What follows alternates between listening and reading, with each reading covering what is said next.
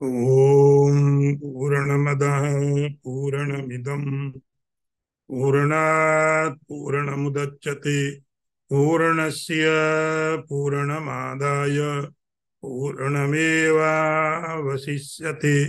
ओम शांति शांति शांति। शंकरं शंकराचार्यं केशवं वादरायणं सूत्रभाष्यकृतौ वन्दे भगवन्तौ पुनः पुनः। ईश्वरो गुरुरात्मेति मूर्तिभेद विभागिने व्योमवद्व्याप्तदेहाय दक्षिणामूर्तये नमः। ओम शांति शांति शांति। नारायणं नमस्कृत्य नरं चैव नरोत्तमं देवीं सरस्वतीं व्यासं ततो जयमुदीरयेत। ओम शांति शांति शांति।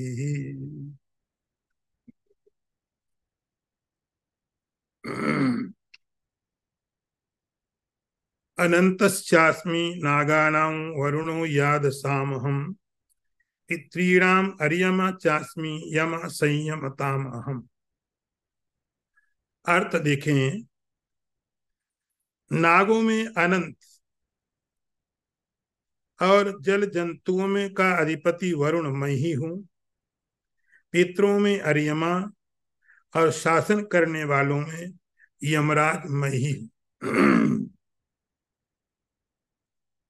भगवान अपनी विभूतियों को और विस्तार में बताते हुए कहते हैं, हे अर्जुन, नागों में मैं अनंत हूं। सांपों की दो प्रकार की प्रजाति यहां पर आपको समझनी होगी। एक तो सर्प, जिसको भगवान ने बताया पीछे मंत्र में, जिनका राजा वासुकी है। और दूसरा भगवान ने बोला नाग, कोबरा। ये जो नाग है ये सर्पों की दूसरी प्रजाति है। इसमें ज्यादा खतरनाक जैसे कालिया नाग, और उनका जो सबका राजा है, जो अधिपति है, वो है भगवान के बहुत नजदीक में नित्य ही निरंतर भगवान के पार्षद शेष। शेष उन्हीं का नाम है अनंत। अनंत का अर्थ जिसका कभी भी कोई अंत ना हो, कभी कोई अंत ना हो। इसको डिवाइड नहीं किया जा सकता है। ये जो भगवान का स्वरूप है नाग, शेषनाग, हजारों उनके फण हैं और उनके ऊपर में भगवान नारायण विश्राम करते हैं और वो भगवान की रक्षा करते हैं। भगवान को तो रक्षा की जरूरत नहीं है, लेकिन फिर भी भगवान को तो कुछ जरूरत नहीं, लेकिन भक्त सब कुछ करता है। भगवान को क्या चाहिए, लेकिन भक्त तो सब कुछ करता है। ऐसे ही भगवान के जो भक्त शेष नाग हैं, ये भगवान की सुरक्षा करने की जिम्मेदारी लेते हैं और भगवान विश्राम करते हैं। यही भगवान शेषनाग जब भगवान राम का अवतार लेते हैं तो लक्ष्मण बन के उनके साथ में रहते हैं, उनकी सेवा करते हैं। जब भगवान कृष्ण का अवतार लेते हैं, यही बलदेव जी बन के उनकी सेवा फिर करते हैं। तो ये हमेशा ही उनकी सेवा करने के लिए तत्पर रहते हैं। और इन्हीं भगवान शेषनाग का अवतार है पतंजलि, जो योग सूत्र के आचार्य हैं, महर्षि पतंजलि। वो भी इन्हीं का अवतार है। ऐसा बोला जाता है। ये जो भगवान पतंजलि, इन्होंने संस्कृत व्याकरण के ऊपर में एक बहुत बड़ा भाष्य लिखा, उसका नाम महाभाष्य है। योग सूत्र लिखा। तो ये भगवान के बहुत प्रिय, बहुत नजदीक और बहुत शक्तिशाली, हमेशा ही भगवान के साथ रहने वाले ऐसे भगवान के जो अवतार हैं, भगवान कहते हो मेरी विभूति है। वो भगवान शेष भयानक नहीं, वो नाग भी मेरी विभूति है। और नागों में भी सबसे ज्यादा, बहुत उनके जो राजा हैं, भगवान कहते हैं नागानाम अनंतस्यास्मि, मैं अनंत हूं। वरुणो याद साम हम, और जो जल के अधिष्ठाता लोग हैं, जल के अधिष्ठाता, उन अधिष्ठाताओं में, जल देवताओं में मैं क्या हूं? वरुण देवता। सभी जल के देवताओं के वो अधिष्ठाता देवता है। तो जलीय जो तत्व होते हैं, उस जलीय तत्वों के जो अधिष्ठाता देवताओं के राजा हैं, उनका नाम वरुण है। वो वरुण भी मैं ही हूं। वे भी भगवान के बड़े भक्त, ब्रह्म विद्या के आचार्य हैं। और पितरियों में, पितरी, उन पितरियों में जो अर्यमा नाम की पितरी हैं, वो उनके राजा हैं। जैसे का लोक अलग अलग है, मनुष्य लोक है, ऐसे पितृलोक है। ये मनुष्य लोक से श्रेष्ठ है पितृलोक, गंधर्व लोक, यक्ष लोक, देवलोक। तो जो पितृलोक है, उस पितृलोक के आचार्य होते हैं, उनका नाम होता अर्यमा, जो वहां के राजा हैं। भगवान कहते हुए भी मेरा स्वरूप। अब आप देखो भगवान के स्वरूप को सब जगह, जो सबसे खतरनाक चीजें हैं, लाइफ के लिए डेंजर जो मालूम पड़ती है, सांप, नाग, भगवान कहते मैं हूं। वरुण मैं हूं, अर्यमा भी मैं हूं पितृलोक में। और यम संयमताम हम, मृत्युलोक। भगवान कहते जो संयम करने वाले लोग, शासन करने वाले, उन शासन करने वालों में यमराज में हूं। यमराज तो शासन हर कोई व्यक्ति करता है, लेकिन उसके शासन की एक लिमिट होती है। एक समय के बाद उसका शासन खत्म हो जाएगा, क्योंकि वो भी खत्म हो जाएगा। तो दुनिया में कोई कितना शक्तिशाली हो, कोई भी हो, धनवान हो, गरीब हो, अमीर हो, बुद्धिमान हो, नासमझ हो, कितना भी पावरफुल कोई राजा हो, सम्राट हो, एक दिन सब खत्म हो जाते हैं।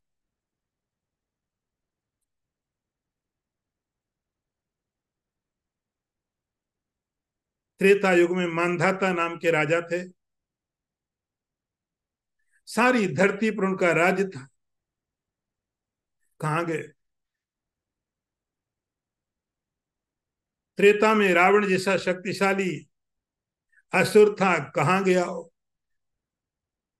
द्वापर में युधिष्ठिर जैसे सम्राट थे, कहां गए? तो हर व्यक्ति का एक शासन है, लेकिन उसका शासन हमेशा नहीं। मृत्यु का शासन, यमराज का शासन हमेशा है, और हर किसी के ऊपर है, कोई लिमिट नहीं इसकी। जो कुछ भी हुआ, जो कुछ भी है, वो जड़ के रूप में दिखाई पड़ता हो, चेतन के रूप में दिखाई पड़ता हो, सब मृत्यु देवी के बस में होते हैं। इसलिए यमराज नचिकेता को बोलते हैं, ये सब लोग मेरे बस में हैं, पुनः पुनः भस्मापद्यते में। तो संसार में सारी जगह इस यमराज का शासन है, और बिना किसी भेदभाव के। यमराज नहीं देखते हैं कि किसी के घर में अभी शादी हो रही है। आप देखते हैं आजकल तो बहुत चीजें शेयर बहुत हो जाती हैं, घटनाएं होती बाद में, पहले लोगों को मालूम पड़ जाती है कि कहीं शादी हो रही थी और शादी करने में लोग डांस कर रहे थे, मृत्यु देवी पकड़ के ले गई। उनको नहीं फर्क पड़ता है कि शादी हो रही है, किसी के बच्चा पैदा हो रहा, किसी के माँ बाप को देखने वाला कोई नहीं है। उम्र कितनी है, धन कितना है, यश कितना है, बुद्धि कितनी है। अरे अभी अभी तो पढ़ाई लिखाई करके तैयार हुआ बेचारा, यमराज किससे कोई लेना देना नहीं। कोई स्थिति, कोई परिस्थिति ना विचार नहीं करते हैं। उनके लिए जो उनका क्राइटेरिया है बस वही है, जो भगवान ने उनको दिया हुआ है उसका पालन करते हैं। तो संयम करने वालों में भगवान कहते हैं मैं यमराज भी हूं, यमराज भी मेरा स्वरूप है। आगे देखो, प्रहलादश्चास्मि दैत्यानां काला कलयतामहम, मृगाणां च मृगेन्द्रोऽहं, वैनतेयश्च पक्षिणाम्। भगवान के दैत्यों में प्रहलाद, और गणना करने वाले ज्योतिषियों में काल हूं मैं, और पशुओं में सिंह हूं, पक्षियों में गरुण हूं। ये भगवान अपनी विभूतियां अर्जुन को बता रहे हैं। अब दैत्यों में मुझे ढूंढने जाओ, कि भगवान दैत्यों में आपको पितृलोक में बता दिया, यमराज के रूप में बता दिया, मनुष्यों के रूप में बता दिया, दैत्यों में भी हो क्या? भगवान कहते दैत्यों में भी हो। दैत्य का अर्थ होता है कि जैसे मैंने आपको पहले बताया कि कश्यप ऋषि की एक पत्नी थी, उसका नाम था अदिति, इसके देवता हुए। एक और पत्नी थी, उसका नाम था दिति, उसके दैत्य हुए। तो दिति के पुत्रों को दैत्य कहा जाता था। जैसे कुंती के पुत्र अर्जुन को कौनते बोलते हैं। कुंती का नाम प्रथा, इसलिए उनका अर्जुन का नाम पार्थ भी बोलते हो। तो मां के नाम के साथ में पुत्र के नाम को जोड़ दिया गया। दैत्यों में मैं प्रहलाद हूं,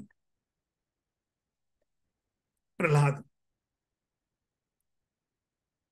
बड़े बड़े बड़े बड़े शक्तिशाली धन, शक्तिशाली बलवान तपस्वी राक्षस पैदा हुए, दैत्य पैदा हुए।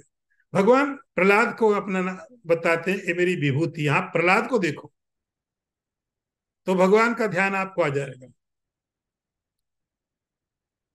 आप प्रहलाद को जब विचार करके देखेंगे उनके चरित्र को, तो सभी परिस्थितियां उनके प्रतिकूल थी। हमारी शिकायत रहती है, हमारी कंप्लेन रहती है कि हम चाहते हैं कुछ साधना करें, हम चाहते हैं कुछ जप करें, हम चाहते हैं कुछ अच्छा करें, लेकिन नहीं कर पाते हैं क्योंकि हमारे पास कारण होते, ऐसे ऐसे कारण होते हैं कि भगवान ही मना नहीं कर सकता। भगवान बोलेगा हाँ तुम ठीक कह रहे हो, तुम्हारे पास पर्याप्त कारण है मेरा भजन ना करने का। ऐसे ऐसे कारण है हमारे पास कि जब एक बार किसी कारण को मैं कारण मान लेता हूं, उसको भगवान ही मना नहीं कर सकता। मैंने मान लिया। प्रहलाद की परिस्थितियां आप देखो, प्रहलाद की कंडीशन देखो, सारे लोग उसके खिलाफ।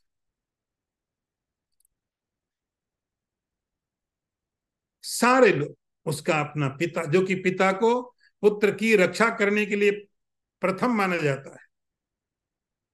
मां बेटे को प्रेम करती है, पुत्र बेटे की रक्षा करने की जिम्मेदारी लेता है। पिता पुत्र की जिम्मेदारी रक्षा की लेता है। प्रहलाद के साथ वही पिता उनका सबसे बड़ा शत्रु बन जाता है। न कोई मित्र है ऐसा, न कोई परिस्थितियां ऐसी है, न कोई सपोर्ट है, कुछ भी ऐसा एक भी कारण नहीं है, एक भी कारण नहीं है कि प्रहलाद को इतना भक्त होना चाहिए। सब परिस्थितियां उनके विपरीत, और विपरीत इतनी नहीं, जीवन के संकट तक, जीवन के संकट तक, एक बार नहीं बहुत बार। तो प्रहलाद के साथ में उनके जीवन में बहुत बार वो घटनाएं हुई जो कोई व्यक्ति बर्दाश्त नहीं कर सकता। मृत्यु, एक बार जहर दिया, फिर कभी ये तरीका कभी ये तरीका, तो उसका सारा का सारा आसपास का जितना वातावरण है सब उसके विरोध में है, कोई सपोर्ट नहीं है। और शायद इसलिए प्रहलाद और ज्यादा मजबूती से खड़े हो गए कि जब परिस्थितियां ऐसी आए और आप चैलेंज स्वीकार कर लें तो आपसे ज्यादा मजबूत और कोई नहीं हो सकता। प्रहलाद की उम्र कितनी थी और मुकाबला किसका कर रहा है? ध्रुव की परिस्थितियां बिल्कुल थोड़ी अलग थी। ध्रुव को साधना करनी, भजन करनी, उसका पिता बोलता ठीक है, कोई प्रॉब्लम नहीं, जा सकते। उसकी सौतेली माँ तो उसको भेज दी, माँ ने सपोर्ट कर दिया। ध्रुव की परिस्थितियां अलग थी, लेकिन प्रहलाद की परिस्थितियां बहुत अलग थी, सब उसके खिलाफ। कारण एक है, यदि वो कारण निकाल दो तो वहां का सम्राट है। क्या खो रहा है, क्या पाया जा रहा है? यदि वो गणित करता है इस बात का, यदि मैं केवल भक्ति करता हूं तो मुझे मृत्यु दंड मिल रही है, और यदि मैं भक्ति छोड़ देता हूं तो मैं यहाँ का सम्राट हूं। आप अंतर देख रहे हो, गैप कितना बड़ा है, दोनों एक्सट्रीम है। यदि तुम ये करोगे, हिरण्यकशिपु का कहना था, तो मैं तुम्हारा वध कर दूं। तुम यदि छोड़ दोगे तो तुम यहाँ के सम्राट।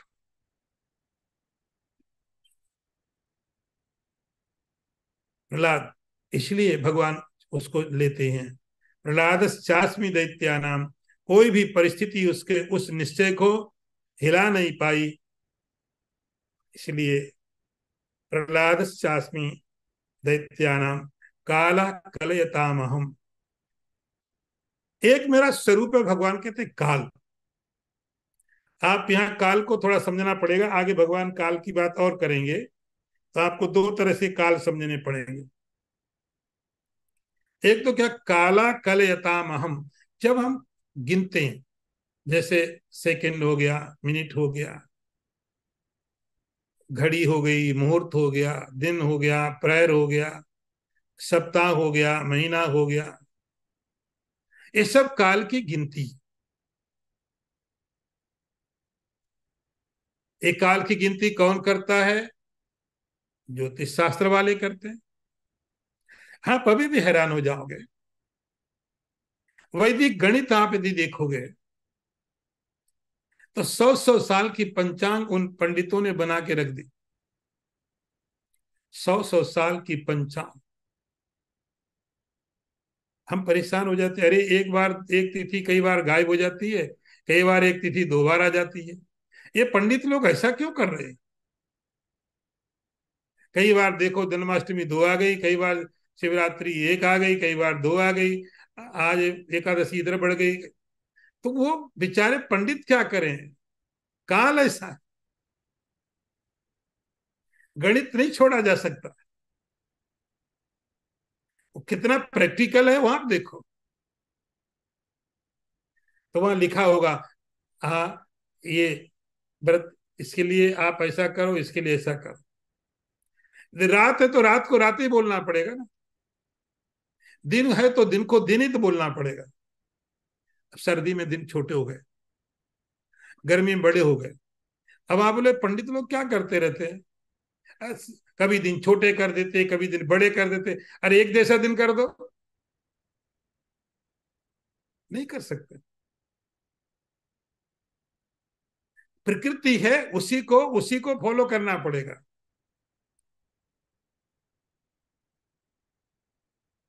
तो जब ज्योतिषी गणित करते हैं 100 100 साल का, और देखो उनके पास कोई इक्विपमेंट नहीं है,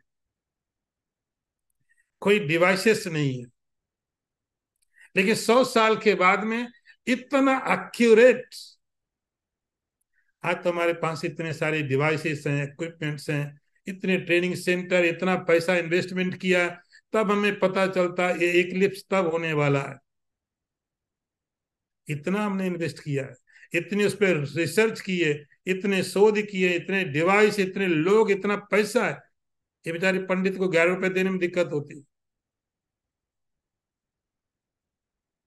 पंडित जी को 11 देना पड़े, बोले पंडित जी आजकल पैसा ज्यादा कर दिया आपने। इतना पैसा हमने इसमें लगाया हुआ है, तब हमें मालूम पड़ता है कि ये इक्लिप्स, एक ग्रहण इस समय ऐसे इस देश में लगेगा, देश में नहीं लगेगा। और मजेदार बात, 100 साल पहले जब पंडितों ने पंचांग बनाई, तो बहुत सारे तो पंडित ऐसे थे जो अपने उस गांव को छोड़ के दूसरे गांवों में भी नहीं गए थे, बहुत कम एरिया में रहते थे। ट्रांसपोर्टेशन नहीं थे, अच्छे जाने का मन भी नहीं था, कारण भी नहीं था, सुविधाएं नहीं थी, खाना पीना नहीं था। तो बहुत से तो पंडित थे वो अपने एरिया में रहते थे, मुश्किल से 40-50 किलोमीटर का रेंज था। लेकिन जब वो गणित लिखते हैं तो पूरी दुनिया का बनाते हैं। उनको कोई देश नहीं मालूम था, कहीं गए नहीं, लेकिन जब वो गणित लिखते हैं तो पूरी दुनिया का गणित बताते हैं, कहां पर एक्लिप्स दिखाई पड़ेगा, कहाँ एक ग्रहण दिखेगा, कहाँ नहीं दिखेगा, कब पड़ेगा। ये ये वैदिक गणित है, और कोई इक्विपमेंट नहीं है। 100 साल की पंचा, इनमें भगवान कहते हैं मैं काल हूं, काल। ये सब चीजें काल पर भी तो टिकी हुई है, दिन रात महीने, एकादशी द्वादशी, ये सब काल में है। इसलिए काला कलयताम अहम, मैं इन गणना करने वालों में मैं काल हूं। मृगाणाम च मृगेंद्रो अहम, जो पशु है 4 पांव वाले, उन सब का नाम मृग होता है। कई बार हम लोग मृग का अर्थ केवल हरिण समझते हैं, मृग का अर्थ होता है हरिण। लेकिन यहाँ भगवान कहते हैं मृग का अर्थ होता है जितने भी पशु हैं 4 पांव वाले, वो सब मृग करके भगवान ने बोले। उन सभी में मैं क्या हूं, सिंह हूं। मृगाणाम च मृगेंद्रो हम, मृगेंद्र का मतलब हुआ शेर हूं, मैं सिंह हूं। पशुओं में मैं सिंह हूं। मांस खा रहा है, पशुओं को मार रहा है, उसका स्वभाव है, उसका नेचर है। वो हिंसा नहीं है, उसका नेचर है। वही न तेयश्च पक्षिणाम, और जो पक्षी हैं आकाश में उड़ने वाले, जितने भी तरह के पक्षी हैं, उन सब के जो राजा हैं उनका नाम है गरुड़। इनकी माँ का नाम था विनीता, ये भी कश्यप की पत्नी थी, तो वनिता नाम था, इसलिए उनका नाम पड़ गया वैनतेय। विनीता वैनतेय। तो उस समय पुत्रों के नाम माँ के नाम के साथ हम बहुत जोड़ते थे, पिता के साथ में भी जोड़ते थे। तो गरुड़ का नाम है वैनतेय। गरुड़ के एक भाई थे जिनका नाम अरुण हुआ, ये भगवान सूर्य के सारथी बन गए, और गरुड़ भगवान की सेवा करने के लिए वैकुंठ में भगवान के वाहन की तरह रहते हैं। जितने पक्षी हैं उन समस्त पक्षियों के राजा हैं। वैनतेयश्च पक्षिणाम, आगे देखिए, पवना पवतामस्मि, राम शस्त्रभृताम अहम, झषाणाम मकरश्चास्मि, स्रोतसाम अस्मि जाह्नवी। आगे भगवान कहते हैं अर्जुन, पवित्र करने वालों में मैं पवन हूं। पवन, पवन मतलब वायु, शस्त्र धारण करने वालों में से राम हूं, जल में रहने वाले जो जीव हैं उनमें मैं मगरमच्छ हूं, और जो नदियां हैं उनमें मैं गंगा हूं। पवना पवतामस, जो पवित्र कर। तो देखो, ये सारी की सारी प्रकृति, ये सारी की सारी प्रकृति, आ, ये परमात्मा का जो फिल्ट्रेशन सिस्टम है, इस सब मनुष्य के द्वारा, केवल मनुष्य के द्वारा जो गंदगी की जाती है उसको पूरी तरह प्रोसेस करके करके करके पवित्र करने की प्रक्रिया है। पृथ्वी भी पवित्र करती है,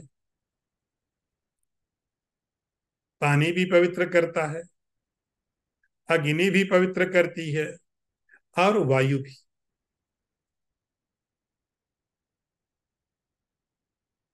पृथ्वी पवित्र करती है, जो गंदगी पृथ्वी की है उसको पृथ्वी पवित्र कर देगी। फिर जल पवित्र करता है, कुछ आपको लग गया हाथ पांव, आप धो लिया, नहा लिया आपने, आपको लगता है पवित्र हो गए। अग्नि पवित्र करती है, जैसे कोई भोजन है, उसको हम बोलते हैं संस्कार करना। आप बाजार में गए, कौन कौन उसको हाथ लगा रहा है, क्या क्या, अभी तो थोड़ा थोड़ा लोग समझने लगे। जो हमारे ऋषियों की साइंस थी, जर्म्स के बारे में, कीटाणु के बारे में इतना उनकी दृष्टि थी, उसको लोग पाखंड कहते थे। और ऋषि कहते हैं कि जब आपने कुछ लिया उसमें जर्म्स आ गए, ठीक से सफाई करो। उसने छुआ, हमने बोला छुआछूत की बात करते हैं आप तो। कोविड आया, थोड़े समय के लिए बात समझ में आई कि छुआछूत होती है। छुआछूत का मतलब ऐसा नहीं करेगा आदमी नीचा है, गंदा, ये पापी है, उसकी बात नहीं। इंसान की इंसल्ट नहीं है, लेकिन हाइजीनिकली किसी इंसान का अपमान करने का मतलब नहीं है कि किसी को अपमान किया उसको छू दिया। हाइजीनिकली, धीरे धीरे जब कोविड आया तो कोरोना ना के समझाया कि हाइजीनिकली चीज होती है। आपने टच किया, आपके परमाणु इसमें गए। अग्नि से शुद्ध करो, बॉयल कर दो। इसीलिए उस भोजन को हम लोग बोलते संस्कार करना। संस्कार कर, अग्नि शुद्ध कर। और वायु, ये जो वायु है, ये हर चीज को पवित्र करती है। आप खुले में चीजें रखो, धीरे धीरे धीरे धीरे कौन पवित्र कर देगा? वायु। सब गलत चीजें चली जाएंगी। यदि वायु नहीं पवित्र करे तो दुनिया में जितना पोल्यूशन हो रहा है, आदमी जिंदा नहीं रह सकता है। ये वायु खुद अपने आप को ठीक करती है, औरों को भी ठीक करती है। इतना पोल्यूशन होता है। हवा आती है, समुद्र की तरफ से आती है, पोल्यूशन खत्म। तो पवित्र करने वाले चीजों में भगवान कहते हैं मैं वायु हूं, पवना पत पवतामस्मि, राम शस्त्र भृताम अहम। अब भगवान कहते हैं अर्जुन, मैं राम हूं। अब राम को यहाँ भगवान श्री कृष्ण किस रूप से अपनी विभूति बता रहे हैं, थोड़ा ये देखना यहाँ पर आपको है। गीता में आपको मालूम, भगवान श्री राम भगवान श्री कृष्ण एक ही है, विष्णु के अवतार हैं दोनों। तो एक ही विष्णु कभी राम बनते हैं, कभी कृष्ण बनते हैं, अलग अलग युग में, अलग अलग समय पर, अलग अलग स्थान में।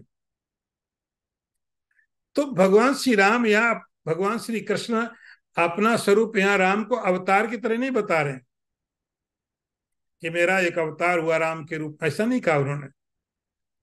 एक स्पेशलिटी बताई, राम की क्वालिटी बताई, और उस क्वालिटी को लेके भगवान कहते हैं ये मेरी विभूति है। क्या क्वालिटी है? राम शस्त्र भृताम अहम। अर्जुन, संसार में जितने लोग अस्त्र शस्त्र धारण करने वाले, ये बात भगवान महाभारत के युद्ध में बता रहे हैं, चारों तरफ बड़े बड़े महारथी, सब अस्त्र शस्त्र धारण करके खड़े हुए हैं। हजारों प्रकार के अस्त्र शस्त्र, उनकी विद्याएं हैं, उनको चलाने का समय है। भगवान कहते हैं, अर्जुन, यदि तुम शस्त्रधारियों में किसी को देखना चाहो, मेरा रूप तो राम का है।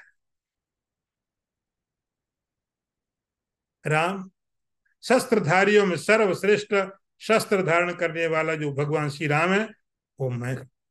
तो यहां भगवान श्री कृष्ण राम को अपना स्वरूप कैसा बताते हैं? संसार का सर्वश्रेष्ठ अस्त्र धारण करने वाले। इसलिए आपने देखा, जब कोई चीज, कोई दवाई बहुत कारगर होती है, हम बोलते खाओ, रामबाण है, तो सब कोई अपने पैड में लिखता है, आप खाओ, ये तो रामबाण है। रामबाण का मतलब कभी व्यर्थ नहीं होगा। तो सारे संसार में हजारों लाखों करोड़ों लोगों ने अस्त्र शस्त्र धारण किए हैं, उनमें से भगवान श्री कृष्ण कहते हैं, राम का जो रूप है वो मेरा अस्त्र शस्त्र धारण करने वालों में से मेरी विभूति है। कि राम जब अयोध्या से राम वन की तरफ जा रहे थे, शर्त ऐसी थी कि आपको ऋषि की तरह रहना है,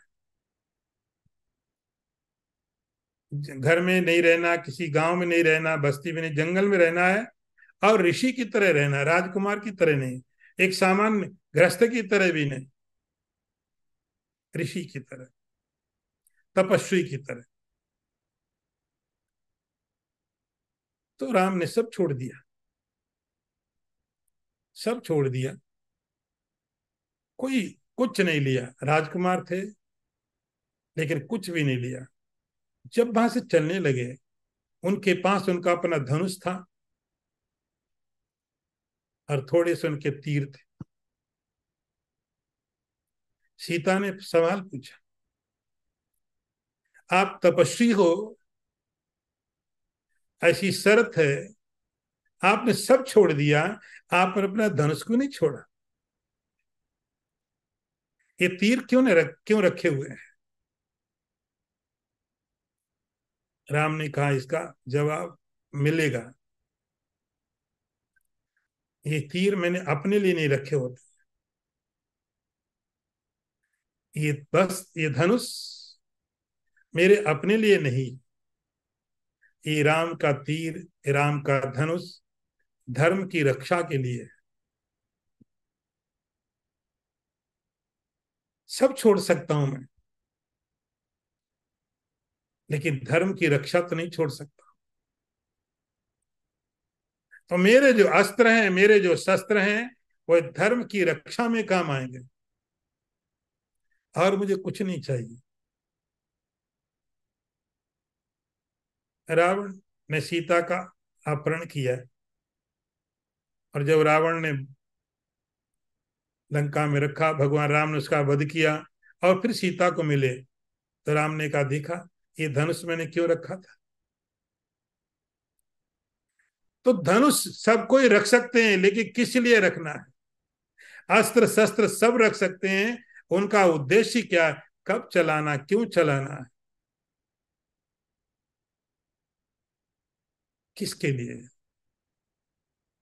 राम का अस्त्र धारण करने की जो प्रक्रिया है, और राम के अस्त्र कभी व्यर्थ ना हो, यह राम के वाण का एक महात्म था। और भगवान कहते हैं, रामा शस्त्र भृताम अहम, शस्त्र धारण करने वालों में मैं राम हूं। जसाणाम मकर, जल में रहने वाले जो जीव हैं, बहुत तरह के जीव हैं जल में रहने वाले। अर्जुन देखो, मेरा स्वरूप यहां भी, जल में रहने वाले बहुत तरह के जीव हैं। भगवान के एक अवतार हुआ था मत्स्य अवतार, भगवान के एक अवतार हुआ कच्छप अवतार, दोनों जल में थे। भगवान ने उनका नाम नहीं लिया। भगवान ने कहा जल में रहने वाले प्राणियों में मैं क्या हूं, मकर, मगरमच्छ। क्योंकि मगरमच्छ को सब जानते हैं। मत्स्य अवतार, कच्छप अवतार लोग इतना नहीं जानते हैं। तो भगवान ने कहा जो तुम जानते हो, हम तुम्हारे जानने के हिसाब से अपनी विभूति बताएंगे। दशाणाम मकरश्चास्मि, स्रोतसाम अस्मि जाह्नवी। नदियों में मैं गंगा हूं। नदियों में गंगा, आपको ध्यान होगा पहले भगवान ने अपनी एक विभूति बताई थी, स्रोतसाम अस्मि सागर। जो रुका हुआ पानी है, आपका स्विमिंग पूल हो सकता है, कोई छोटा लेक हो सकता है, बड़ा लेक हो सकता है, उन सब में समुद्र हूं मैं। और यहां भगवान कहते हैं जो स्रोत हैं, जो बहने वाले पानी की छोटे मोटे झरने हो गए, बड़े झरने हो गए, नदियां होंगी, उन नदियों में मैं गंगा हूं। दिव्य गंगा को इसलिए देव नदी कहते हैं, देव नदी है। तो संसार में बहुत बड़ी बड़ी नदियां भी हैं जिनका पानी गंगा से बहुत ज्यादा है, जो गंगा से ज्यादा लंबी भी हैं। लेकिन गंगा के पानी में कुछ तो दिव्यता है। देव नदी है, ऋषियों ने तपस्या की इसके किनारे बैठ करके है। और अभी जो वैज्ञानिक देखते हैं उनको भी मालूम पड़ता है कि गंगा के पानी में उस बहुत सारे पुण्य है, बहुत सारे मेडिसिनल क्वालिटीज उसमें है। इसीलिए नदियों में मैं गंगा हूं। आगे देखिए, सर्पाण सर्गाणाम आदिरंतश्च मध्यम चैवाहम अर्जुन, अध्यात्म विद्या विद्यानाम वाद प्रवदताम अहम। हे अर्जुन, संपूर्ण सृष्टियों के आदि मध्य तथा अंत में मैं ही हूं। विद्याओं में अध्यात्म विद्या हूं। परस्पर शास्त्रार्थ करने वाले तत्व निर्णय के लिए मैं वाद हूं।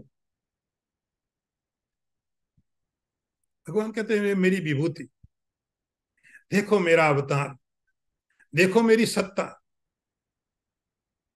समस्त सर्गों का आदि, सर्ग मतलब सृष्टि, इन समस्त सृष्टियों का आदि मैं हूं, इनका अंत भी मैं हूं, और मध्य में भी मैं ही हूं। तो सारा संसार सब मेरी विभूति है।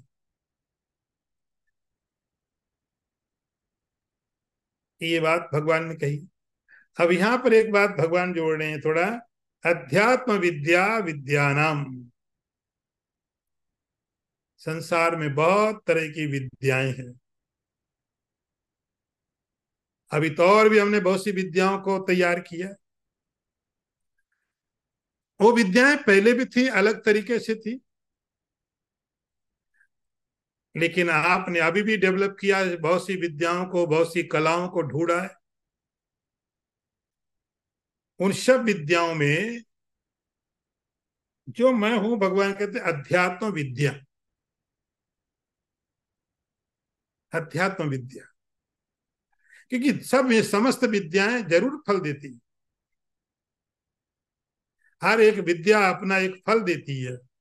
आपको क्या चीज मालूम है? आप डॉक्टर हैं, आप एक इंजीनियर हैं,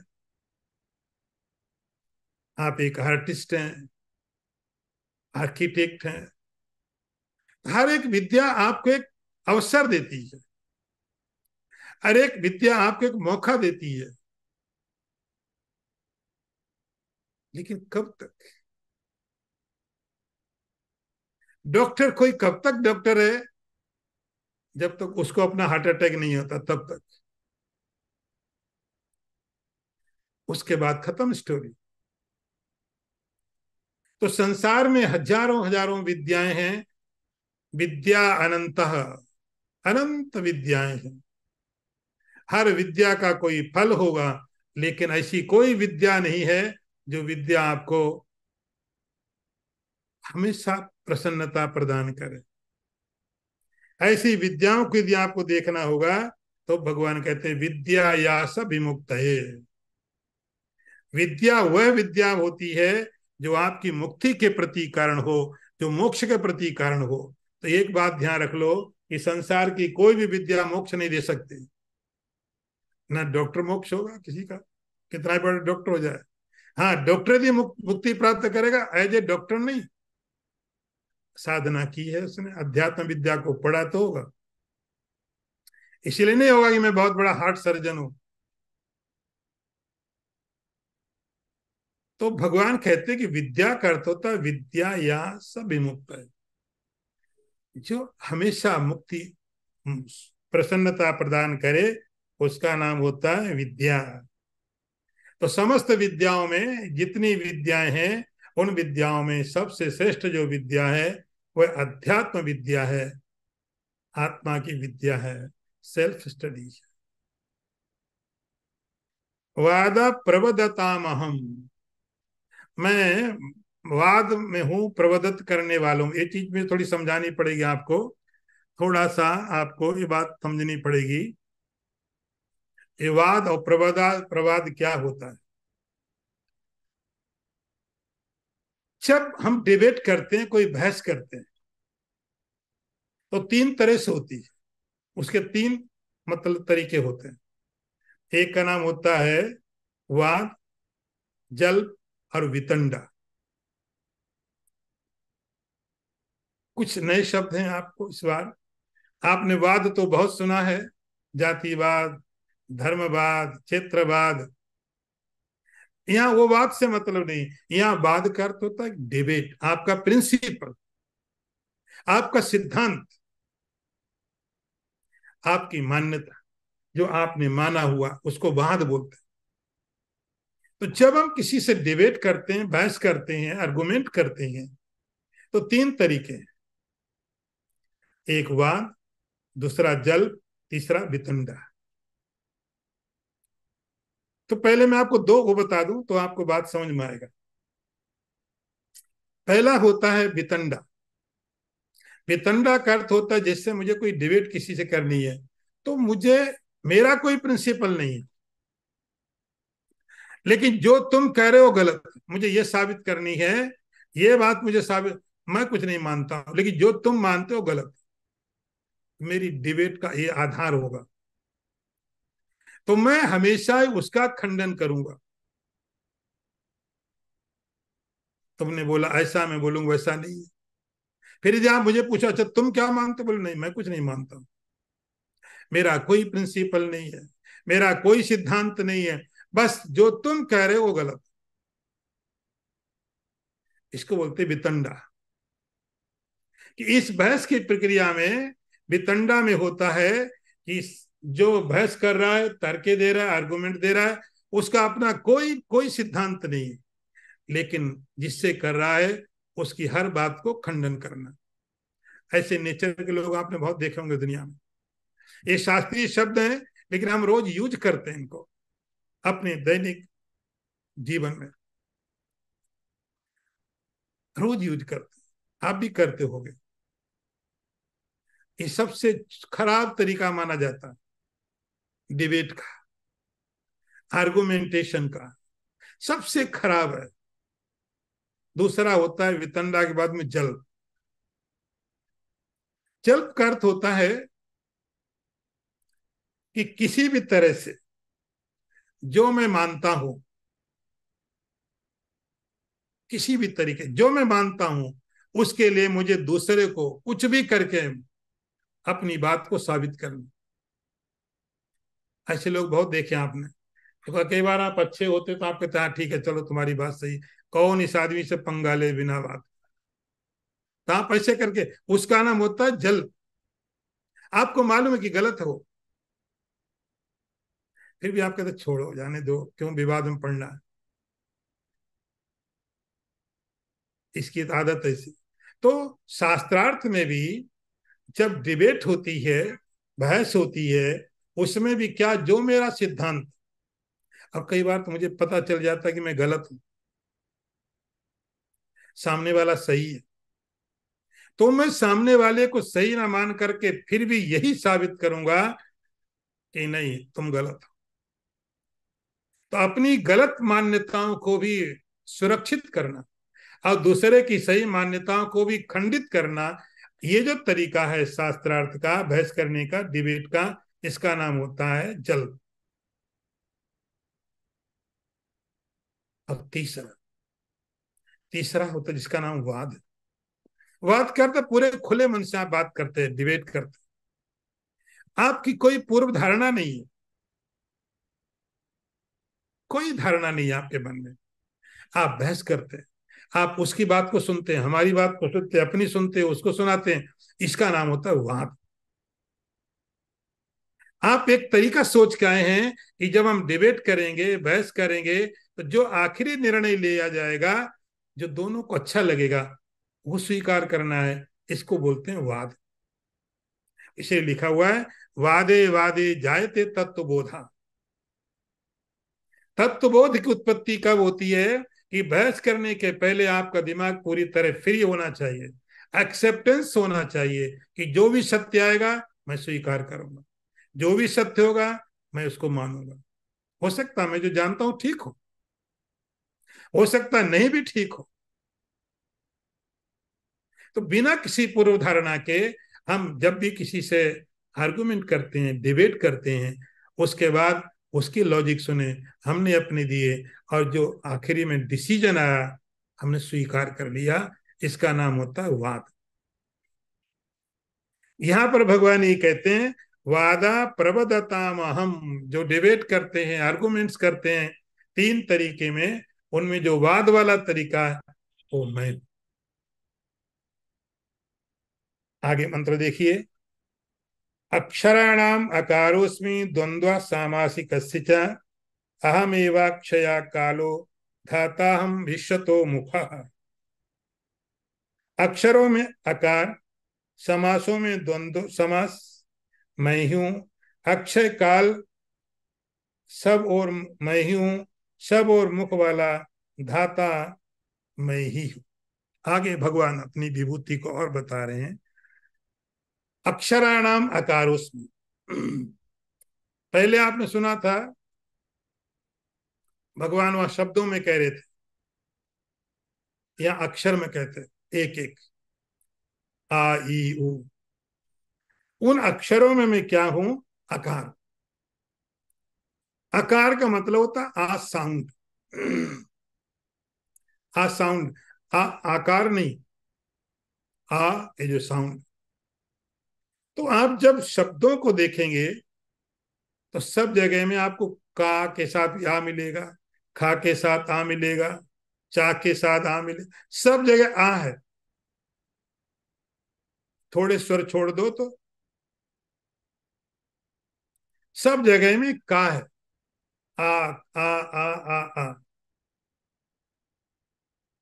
तो जितने भी अक्षर हैं, उन अक्षरों में अर्थात जितनी भी ध्वनियां हैं, उन समस्त ध्वनियों में जो आ की ध्वनि है, आ का साउंड है, वो मैं हूं।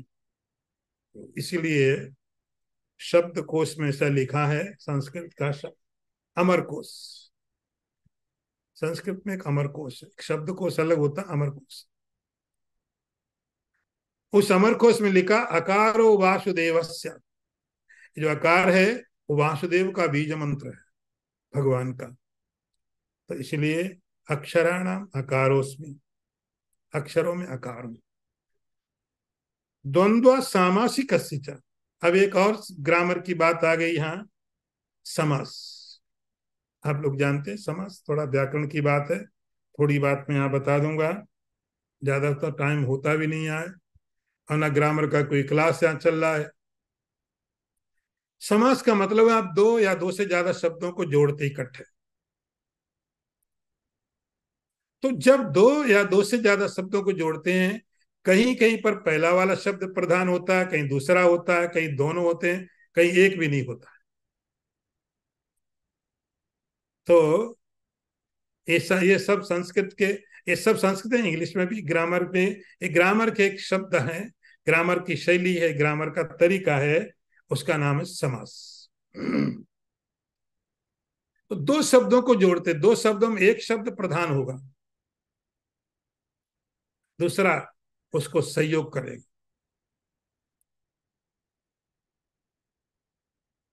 तो बहुब्रीहि है, कर्मधारय है, तत्पुरुष है और द्वंद्व है। ये नाम बता दिए मैंने। इस द्वंद्व में क्या होता है कि दोनों शब्द प्रधान होते हैं। जैसे आप राम लक्ष्मण कहते हैं, राम और लक्ष्मण दोनों शब्द प्रधान है, राम भी लक्ष्मण भी। जल वायु बोलते हैं, जलस्य वायुश्च। तो जल वायु बोलते हैं तो दोनों का मतलब, दोनों शब्दों का मीनिंग बराबर माना जाता है। तो ऐसे समास का नाम होता है द्वंद्व, जहां पर एक शब्द आगे वाला प्रधान हो जाए या पीछे वाला हो जाए। तो कहीं बहुब्रीहि बोलेंगे, कहीं तत्पुरुष बोलेंगे, कहीं कर्मधारय बोलेंगे। भगवान ने कहते हैं द्वंद्व हूं मैं समासों में, क्योंकि समास में, द्वंद्व समास में दोनों के दोनों शब्द उतने ही मूल्यवान होते हैं, कोई छोटा कोई बड़ा नहीं होता। अहमेवाक्षया कालः। हे अर्जुन, अब जो अक्षय काल है, सब चीजें खत्म हो रही हैं, काल के अंदर खत्म हो रही हैं। कोई 100 साल के अंदर खत्म, कोई 1000 साल में खत्म, कोई 2 दिन में खत्म। तो सब चीजों को जो खत्म होना है, सब चीजों की समाप्ति किस में हो रही है? काल में। लाखों लाखों साल को जिएगा कोई, अरबों साल कोई जिएगा, लेकिन जब भी जाएगा किस में जाएगा? काल। तो काल हमेशा है, इसलिए काल अक्षय है। अक्षय, सब चीजों का क्षय हो जाएगा, सब चीजों का क्षय हो जाता है। किसमें? काल में। वो अक्षय, नहीं खत्म होने वाला क्या है? काल। वो मेरी ही विभूति है, तो मैं ही हूं। अहम एव अक्षया काला। अक्षय जो काल है, कभी खत्म होने वाला नहीं है। सब चीजें जिसमें खत्म होती हैं, उत्पन्न होती हैं, खत्म होती हैं, वो काल मैं ही हूं। जब भी कोई चीज आपके सामने आती है तो आप कहते हैं अच्छा कब बनी होगी ये, कितनी पुरानी होगी। फिर आप दूसरा अच्छा एक्सपायरी डेट क्या हो, कितने साल तक।